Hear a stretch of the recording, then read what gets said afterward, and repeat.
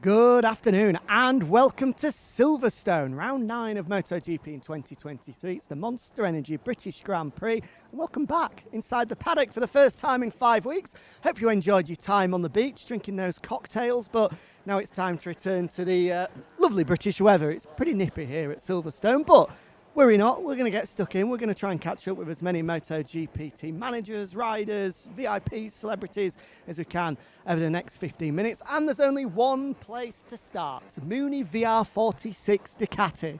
1-2 in the opening session of this British Grand Prix. Marco Bezzecchi taking top spot ahead of teammate Luca Marini, with Johann Zarco rounding out the top 3, dominated by Ducati. A great start for these guys, and I've been told I've lined up a chat with Pablo Nieto. So let's head this way. I'll let the camera go first. Go on, lead the way through.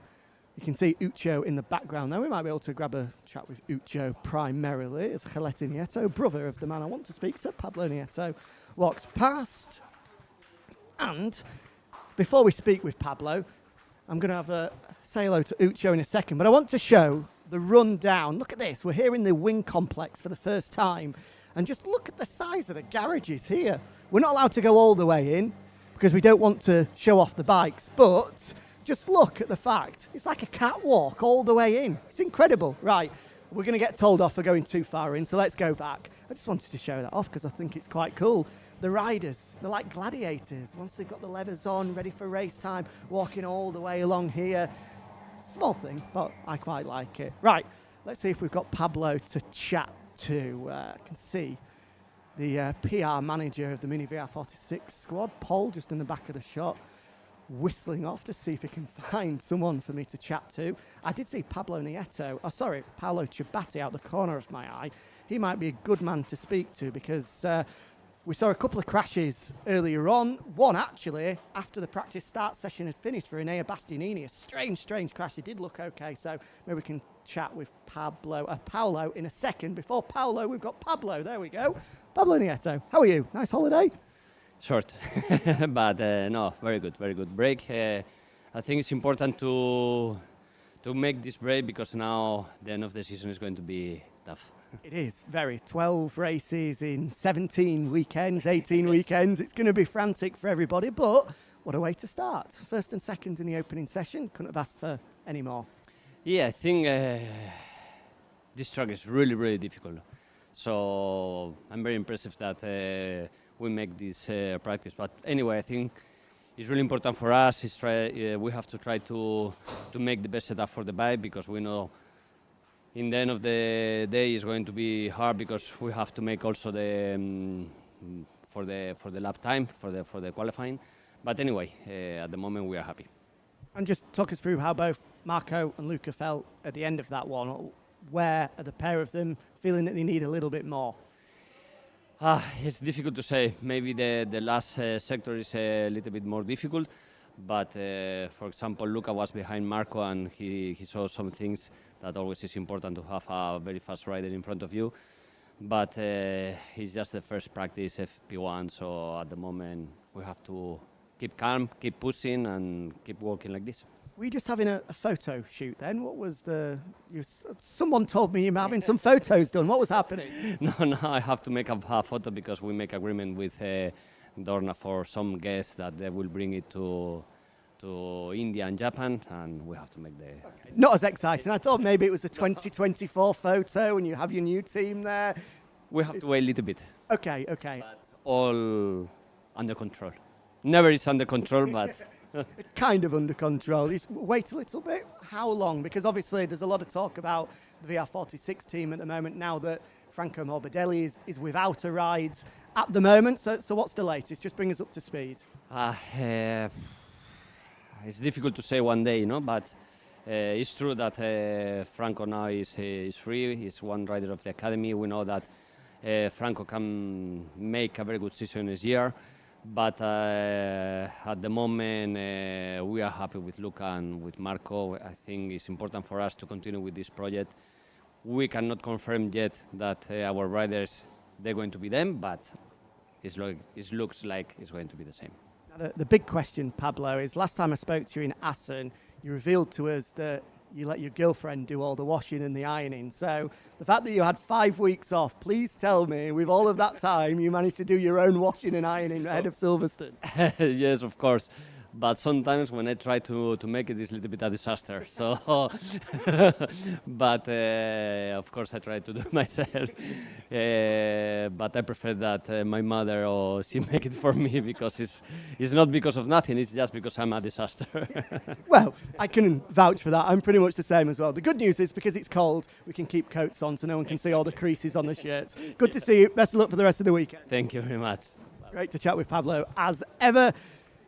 And that was an interesting telltale sign right at the end, just saying, we're happy with the 2 riders we've got at the moment. I expect it to remain the same. So the talk in the paddock is that obviously with Alex Rins having moved to Yamaha, then maybe we would have seen Marco Bezzecchi move to the Pramac squad so he could get that full factory bike, which he spoke about in the press conference yesterday, saying he would like to have the very latest Ducati. That, of course, opens up a spot for Marco Bezzecchi to very nicely swoop in with the VR46 Academy Ducati team. Whether that's going to be the case, we'll have to wait and see. He said we might not have to wait too much longer. So let's wait and see. That first domino has fallen with Alex Rins, and I think there's going to be plenty to follow suit over the coming days and weeks. Right, I did say Paolo Ciabatti around this neck of the wood. Of course, we are outside the factory Ducati box, but he seems to have done a runner for the moment. So let's head in this direction. Towards the factory Yamaha squad, the Monster Energy Yamaha squad, because as we've just mentioned, the big news coming into this weekend is that they have made their first move in terms of the rider market. Alex Rins will be swapping across from LCR Honda to the Monster Energy Yamaha squad in 2024. And before that, actually, do you know what? Let's see if we can have a chit chat down here with a legend of motorsport. Multiple TT winner, John McGuinness, is here. I'm going to doorstep him here, which he might not be too kind of, or might not be too thankful for. But if I can, I'm just going to squeeze. John, do you mind if I just have a very quick chat with you? We're live at the moment. Great to see you here. I know you've come in years previous. How much do you enjoy coming and experiencing MotoGP? Yeah, I love it, just having a bit of crack with Kaito over there, because I met him in Valencia last year, and yeah, I love it. I mean, I did 500 wildcards a few years ago, 98, 99, 2000, but I'm still a fan. So to come to see the fastest riders on the planet and the best bikes on the planet, why not? What do you make of the season so far? It looks as though it's going Pecco's way so far. He's a tough man to beat. Yeah, he's world champion, #1 on his bike, so he's the man to beat. But they're all giving him a run for his money. They're ruffling up his feathers. I just love it. It's exciting, isn't it? You can't call it, I don't think. Don't know what's going to happen with the weather this weekend, so that might just spice it up a little bit. But yeah, I've just been watching my daughter just down at the last turn, watching him come into pit lane. Like I say, it's super exciting to watch, and looking forward to the race. And of course, the skill set between what you do and what these guys do at the same time, similar but so different as well. What are the main differences do you feel when you're here watching these guys compared to what you do? Well, it's I suppose it's a bit like the building trade, plastering and bricklaying, you know, similar sort of thing, working with the same materials, but it's obviously the danger thing. You know, these guys are sort of not grown up with it now. When I was a kid, I wanted to be Joey Dunlop, you know, and everybody now wants to be Johnny Ray or Pecco Bagnaia, you know, so they're steered away from it, but it's still the same thing, you know. You still, you know, you're balancing it, you're working hard, you risk, you know, working out the risk, if you like, but it's something I've grown up with. I love it, and but I love this as well. But I love the TT, and I'm 51 now. Still got the burning, you know, passion, the desire, and you know, just back from the TT a few weeks ago, and to finish in the top 6 at my age, it's been amazing. But you know, there's still 2 wheels, still bike, still faster, but obviously it's the danger element of it that's probably the biggest difference, I suppose. Absolutely, we need to try and get some of these guys across to do a parade lap. We've got Mike Rutter goes out on the RC213VS, sort of the production bike, but to see one of these things around the Isle of Man would be pretty special. Yeah, it'd be amazing. I remember Cameron O'Donnell rode the Suzuki around the GSVR thing a few years ago, 2010. I remember I was sat at Glen Helen with a broken down Fireblade, and when he come round, I had about 4 or 5 pints of lager down me, so I was a bit tipsy. Well, you could hear it coming all the way through the valley, and and all the way through Glen Helen up through onto the Cronkabody Straight. It was amazing to see, and I remember talking to Cameron about it, and he said it was the best and one of the most easiest bikes in the world to ride around there. So, if I had a chance, I'd love to ride an RTV around there flat out and see what you could actually achieve on one of them bikes. But we've had Rossio across there. Nick Hayden was there, did a lap a few years ago with the Ducati, and they come and they look at it and they're blown away by it, and they understand it. Valentino understood it when he came in 2009. He thought it was an amazing experience, and that's what we need. We need good positive vibes about the TT. I know it is what it is. It's been around a long, long time. It's been around for nearly 120 years, but it's still, it's created world champions. It's created amazing memories, and for me, it's been my life for a long time. And let's get them across there and see what it's all about. Absolutely, I'd love to see it. I'm sure lots of others would as well. John, great to catch up. Enjoy the rest of the weekend. Cheers, guys. Thank you very much. John McGuinness, TT legend, enjoying his time here at the British Grand Prix. Right now, let's see if we do have anybody from Yamaha. Fingers crossed, Maio Meregali could chat with us. Yes, here he is. Lovely stuff. Down at the bottom. Fabio's there. Oh, could we grab a quick word with Fabio? Maybe we could, although I think he's going to shoot off. Our camera guy is going to run through as we try and grab a word with Maio Meregali in a second. Before that, though, let's just say hello to Fabio if we can. Having a few photos with all of the fans that have gathered here. Of course, Fabio having a pretty decent start. A couple of photos. Sorry, I'm in the spot there. Don't want to be squeezing in. Fabio, just whilst you're signing that, how was that one, mate? Enjoy life back on the bike? Yeah, I didn't enjoy this morning, but hopefully this afternoon, yes. Okay, well, I think that's all that we need to hear. Clearly, a difficult start to life for Fabio Quartararo. We'll be able to ask his team boss, Maio Meregali, about that in just a second. It's hopefully going to pop out. In the meantime, let's just have a look down in this direction whilst we wait to see if there's anybody else. So Maio Meregali is going to be on his way very shortly. As you can see, we're just waiting for him to pop out. Given the fact that Fabio said it was a difficult session, you can understand, obviously, that they were deep in discussion, just looking through the timesheets, trying to work out what happened. Maio, hello, how are you? All good, thank you. And you? Yeah, not bad, thank you. We just very briefly caught up with Fabio, said it was a tough start to life. So what happened? It was start also because the condition. Conditions were very tricky, cold, windy, and we wanted to save some soft tire for this afternoon, so we decided to evaluate the new aero package with the same tire. So we picked the hard. So it has not been an easy session for both of our riders, but it is as it is. Cold and windy. Welcome to the UK, Maio. We have to put up with this most days. Of course, the big news here at Yamaha is what was announced on Thursday, that Alex Rins is going to be moving into the squad. A great move for Alex, for Yamaha. I'm sure you're obviously looking forward to picking up some good results at the end of this season, but 2024 looks like it's going to be an exciting season. Yeah, for sure we still have 20 races to finish this season. But yeah, unfortunately we were not able to achieve the results we wanted, both us and Frankie, in these 2.5 years. And we thought that it was the moment to do a change. And I think we decided to get one of the fastest riders in the paddock. Is going to bring experience, because he rode 2 different bikes and engine concept, 4 in line and also an AV. He will bring, in my opinion, a lot of experience, but also speed. And I hope his speed will also be help to push Fabio and together to improve the bike.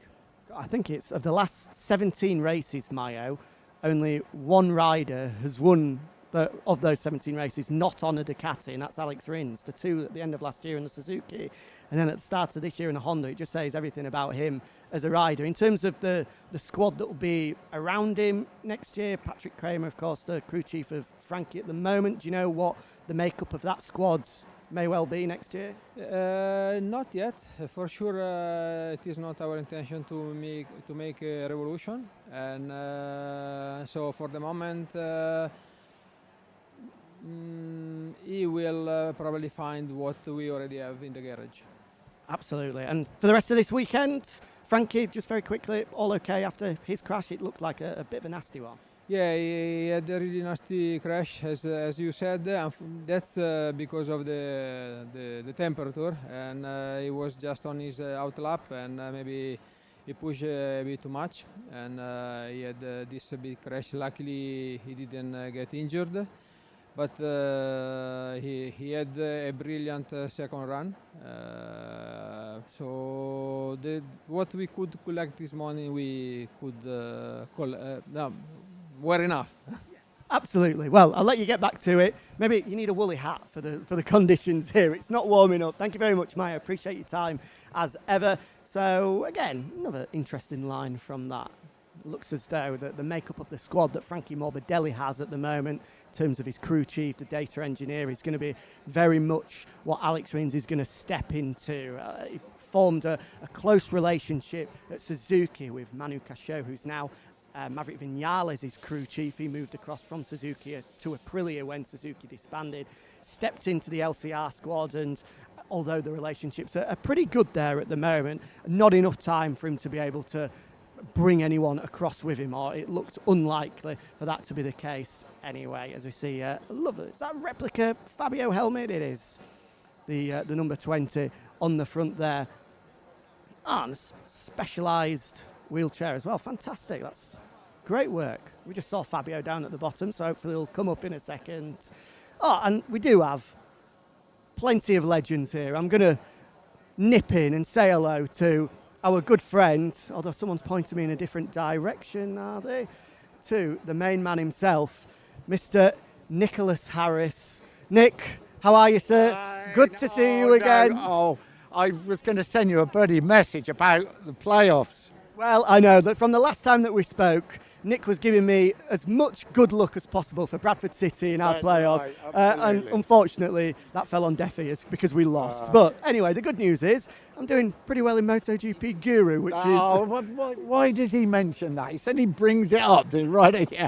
I've got to, within 30 seconds of saying hello. Stick to the, I mean, you don't stick your neck, a bit like Bradford City, you're not prepared to stick your neck out when it really matters, Be brave. Of course, we're focusing on MotoGP this weekend, but on the other side, it's the big kick-off this weekend. Bradford City away at Crawley. We're at Oxford this weekend. Cambridge. Cambridge tomorrow, the big one. We'll be keeping an eye on it. How are you anyway? I'm really good, and as it was at Lawrence, lovely to see everybody, and I enjoyed the practice session, and the whole thing's going to be interesting with the new start and finish area. I saw Jorge Lorenzo yesterday, and he was saying it will make a big difference because into that first corner is so tight. You really need to qualify really well here rather than before.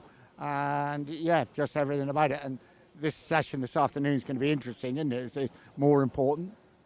The weather, I should know living in Oxford, shouldn't I, just round the corner, but I can't tell you what it's going to do. But it's coming, I think, whether this afternoon or tomorrow. Yeah, let's hope it's dry this afternoon and then go from there. Yeah. Absolutely. Well, good to see you anyway, Nick. Lovely to see you, Jack. Yeah. Pleasure as always. Good luck to Oxford on Saturday. Good luck to Bradford. Thank you. Home or away? Away. Same for us as well. So we'll take 2 1-0 victories. Yeah, we'll go for that. Absolutely. And me winning the Guru competition. I'm not sure about that one. I'm hopeful that I can romp clear. So far, what is the points difference now? I think it's... I've had a good few weekends. I think it could be 20 or 30. 185, I think. You're probably... Well, the 200s. Oh, there you go. But I'm fighting back. Yeah, there's a long way to go. Anyway, good to see you. We'll crack on. Great to catch up with Nick as ever. Right, before we bid you a fond farewell, is there anyone else floating around that we could maybe say hello to? Let's walk in this direction anyway, just in case we do spot anyone. I tell you can have a quick chat with here. A former Speedway world champion in Ty Woofington. He's deep in conversation at the moment. I always don't like diving in, but I'm going to be rude if I can. Ty, very sorry. We're just live at the moment. Great to catch up with a world champion like yourself. I know it's not your first time here at MotoGP, but does it amaze you every time you come back? Yeah, especially walking down the paddock, it's pretty different to our setups. But yeah, here with Monster Energy, and been down at the rig and watching all the freestyle boys and up on stage and that, doing a rig riot. Have a little cruise around here, and then I am staying until tomorrow night, and then I'm flying to Poland on Sunday morning, racing Sunday night, flying to England Monday morning, racing at Manchester Monday night, fly to Sweden Tuesday morning, race Tuesday night, fly back Wednesday to race at Sheffield Thursday. A busy man then. And that's all I've thought about for now. If you need some air miles, then you're the man to go and speak to, racking them up. So for the guys here on site, you say the Monster Energy rig is down in the fan site at the moment. What can they expect down there? Oh, they just always put on an amazing show, you know. I think just now Bagsy's doing big burnouts in his car, in his drift car. All the freestyle motocross boys are here. Andre Villa, Harry Bing, Jacko Strong, Josh Sheehan. So they've bought some cool guys. Obviously here with John McGuinness as well. And it's a pleasure to come to places like this, you know. And I don't really get to. Obviously, I just told you what my schedule was like, so I don't really get to actually travel around that much. We did Valencia last year, and then this year, and that's probably all we'll get to do. So just enjoying it, soaking it all up, and hopefully Sam Lowes and Jake Dixon can get a podium. Absolutely, I'm sure there's lots of people that would love to see that. As a busy man, what have you made of the season so far? My season's been pretty average, to be honest, mate. 9th in the championship. We're just past the halfway point. I need a few good Grand Prix to get back up into the top 6 and secure a spot for next year, and just a lot of building towards next year. In the Polish league, we're top of the table going into the last block of races with the semi-finals and the playoff finals. Sweden we're also top of the league, and then I've just signed for Sheffield in the UK. Haven't raced in England since 2014, so really looking forward to that. Another new challenge, and just enjoying racing my bike, mate. It's good. Absolutely. Good to see you here anyway. Enjoy the rest of the weekend. Good luck with the flights as well. Monday, Tuesday, Wednesday. Busy old man is Ty Woofington, as we see plenty of other people walking down. Josh Brooks just walking past with former crew chief to Jake Dixon and to John McPhee as well. Right. I think that is just about us. What do we think, guys? Should we wrap it up? Let's wrap it up. It's been a delight to be on home soil, of course. Home Grand Prix for me. I'm enjoying it. The British Grand Prix, not one to be missed. It's tight at the top in all 3 classes as ever. Can anybody stop the Ducati powertrain from continuing their dominance in 2023? We'll have to see. The weather is definitely going to play its part.